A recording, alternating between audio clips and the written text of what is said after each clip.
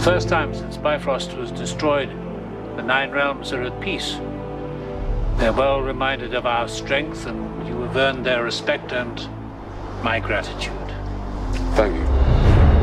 I'm imagining that forever Thor's story will be split between Asgard and the Nine Realms and also Earth. Part of the challenge is to balance his godliness and the kind of humanity that we feel in him, so the story will always revolve tightly around Midgard. It's really fun to get to come back and play Jane again. I think it's rare to get the opportunity to play female scientists. We're always coming from the point of view of how would an astrophysicist see these amazing events happening. It's fun to see all the characters back together and how they've all changed. Like Selvig's gone crazy now because of what happened with Loki and the Avengers. Seeing Stellan play a character whose mind has been somewhat torn asunder, and yet he's still correct about the things he's trying to do, and it causes him to take his pants off a lot. I did a lot of prep by being naked at home a lot to see if I could do it, and I could.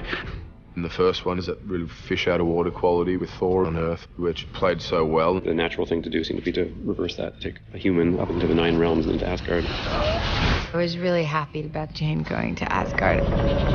We have to do that again. It's such a grand scale, and it really feels sort of operatic when you see just how large everything is. Alan wanted to expand our sense of the world. He wanted to sort of deepen and shade it. This is the race that the Vikings worshipped. There's a sort of medieval feel, but there's also a science fiction kind of quality to it. We're trying to make sure that the medieval doesn't overwhelm and that there's a big dollop of tech in everything, because the whole idea is that the Asgardians aren't really supernatural. They have this extraordinary technology which would seem to us to be magic.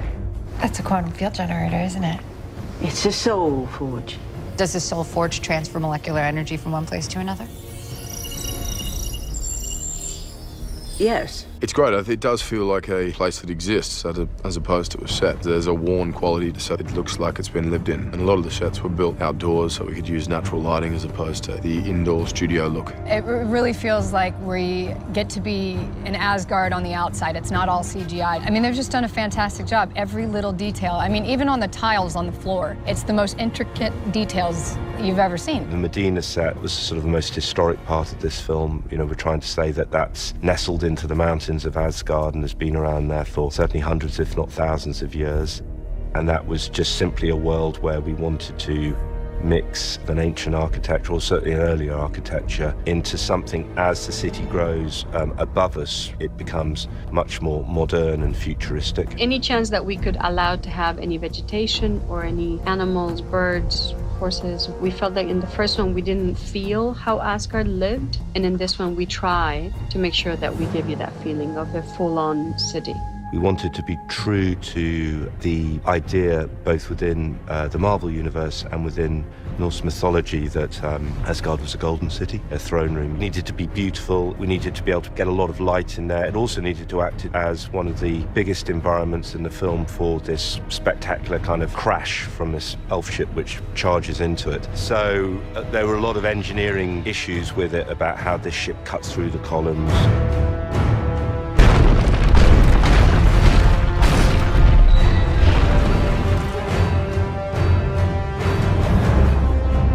My first day's filming was me destroying Odin's throne.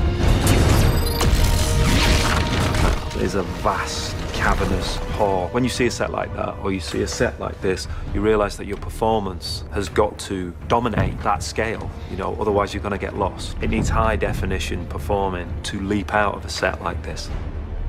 Stand down, creature. Thor's mother and Loki's mother, Frigga, played by Rene Russo, has a much bigger part in this film. Who are you? I am Malekith, and I would have what is mine.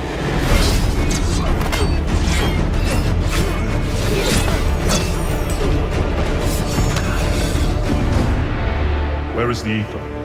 I'll never tell you. I believe you. We were looking for a scenario in which we could put Thor and Loki together. That we needed Thor to go ask for Loki's help, and we needed Loki to agree to that help. We realized early on, killing Frigga would be the way to do that, would be able to bond those brothers.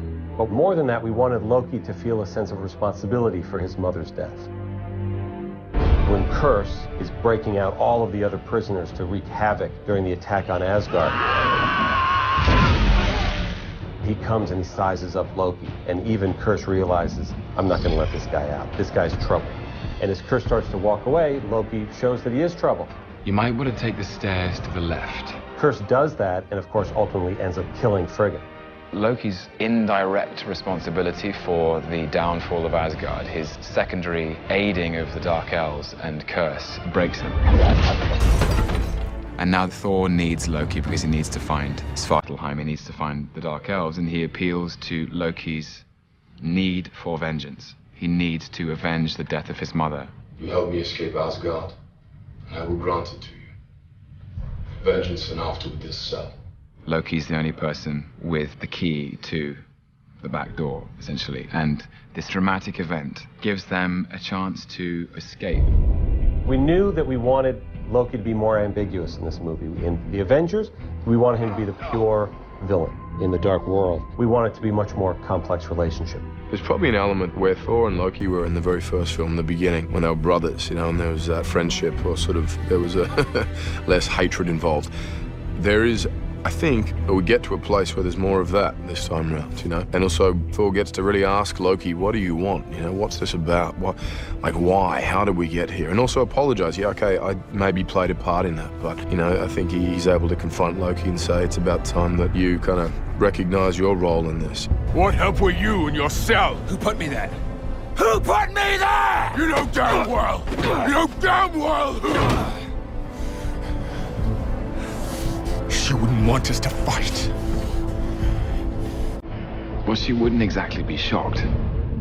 So we decided we needed to bring in a bad guy. We needed to bring in a guy who was so bad that it would force Thor and Loki to need to team up, and that's where Malekith came in. You know, suddenly Thor and Loki are bound together on the same journey, going up against Malekith with the same goal, but completely different ways of going about it. Malekith's backstory goes back at least 5,000 years. He's an ancient villain with a very, very big chip on his shoulder. He has almost a godlike status among the elves, and he is a slippery character. Even in the audition talking to Alan, I thought, how do we make him more interesting than just a cackling fiend? And it was Alan's sensibility and the way we spoke together about the project that made me feel we could perhaps give Malekith some complexity, because that's what the audience demand. He came to conquer our world and found it already dead by my hand.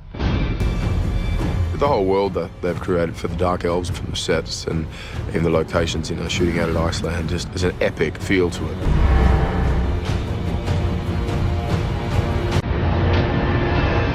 This Thor is called the Dark World, and that is the world of the Dark Elves, and we needed to find a place that could fill that role, and Iceland, with its black volcanic sand and its amazing landscapes, is doing that for us. This is the world of Svartalheim, and just a moment ago we shot the scene where the Dark Elves first returned home and took deep breaths of poisoned air. We've scoured the earth to try and find the right spot where we could dress the things that we need to dress on top of a real location. Having the bones there is the most important thing. Getting out and actually being on location, shooting there is the key. In Iceland, you get such scale. You get purple skies. We were shooting on a volcanic lava field. It looks like another planet. It's bigger than your imagination. It's a good place for elves to be from.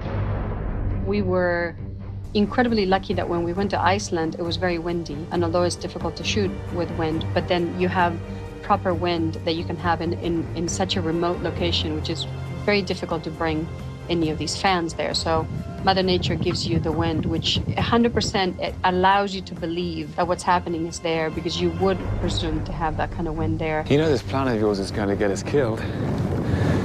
Possibly. For Thor, there's this question of trust. Can Thor trust Loki? But Thor is in a desperate place, so he is forced to trust him. And first example of that is when he takes off the cuffs. So we think that's it. Loki betrays him. And that, of course, in and of itself becomes a trick just for Malekith. And we realize they were working together. Both characters, Thor and Loki, are exposed for who they really are. And I think they surprise each other.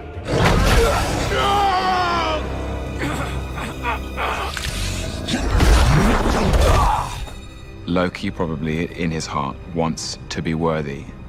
And the way he achieves that worthiness, the way he achieves his redemption, his salvation, is to ultimately sacrifice himself for Thor and for Jane. He goes down with the ship. It's, I hope, a very cathartic and moving moment by saving his brother's life and avenging his mother's death. Loki seemingly sacrifices himself to help save Thor. We think he's wounded, but it wasn't a death blow for the powerful Asgardian. I'll tell Father what you did here today. I didn't do it for him. Thor now is heading into a battle with Malekith, the person who killed his mother, the person that Thor believes, at least, is responsible for the death of his brother. And Thor has all of that rage and all of that motivation going into our final battle.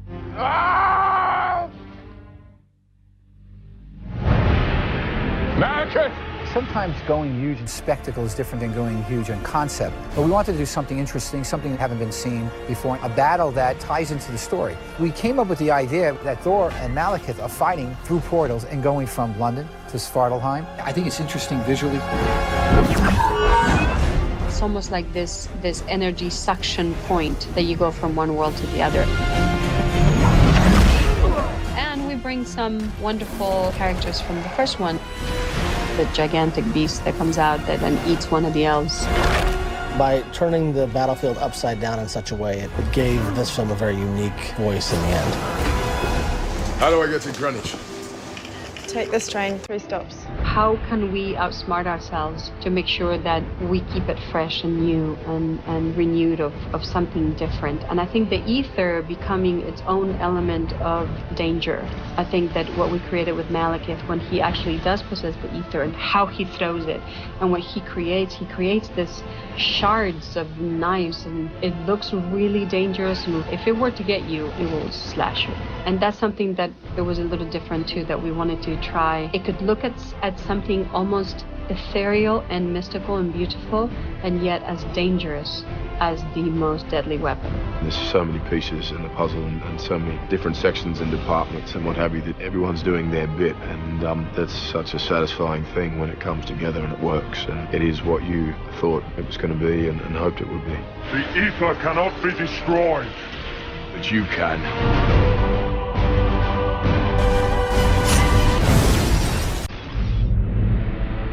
Thor returns to Asgard and realizes what he wants. He doesn't want to be king. He doesn't want to be on the throne.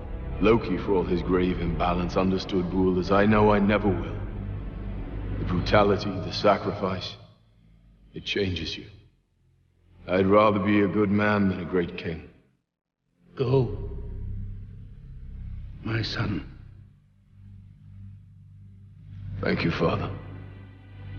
We're left at the end of this movie with the two brothers, both achieving essentially what they want. Thor realizing he wants to be with the Avengers. He wants to be with Jane. He wants to see what it would be like to be protector of this world. He's not meant to lead from sitting on top of the universe. And Loki, who always wanted to sit on that throne, is doing just that. No. Thank you. The really exciting thing about the world of Thor is you have at the center of it a man who is wrestling with his identity. He's arguing with his father. He has a very complicated relationship with his brother, which is where I come in. And he has a woman he loves. And I think all of the characters within that landscape are infused with a humanity, and a humanity that seems to reflect our own. And then alongside it, you have fantastic explosions and action set pieces that are intrinsically cinematic, that they thrill you and they excite you, and that's why we all love the movies, is because it's like magic. And that's why we're all doing it, is for that magic moment.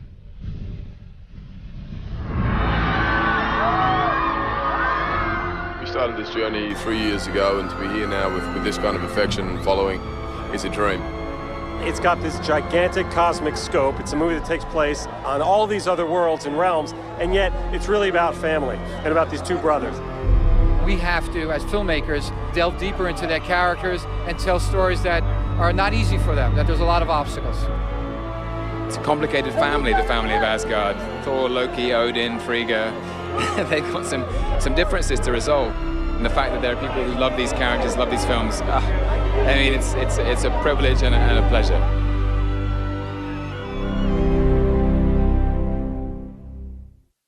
Hi there, here's today's Daily Fact. When you think of Thor, it's hard to think of any face portraying the character other than superstar Chris Hemsworth. But back at the time of casting, Chris nearly lost the role to none less than his own brother Liam, who was getting call after call and was in the creators' top 5 picks. Chris was eventually scheduled for a new audition in which a sibling rivalry pushed him to do his best and ultimately obtain the world-famous role. Remember to click below to subscribe, on the side for more great content.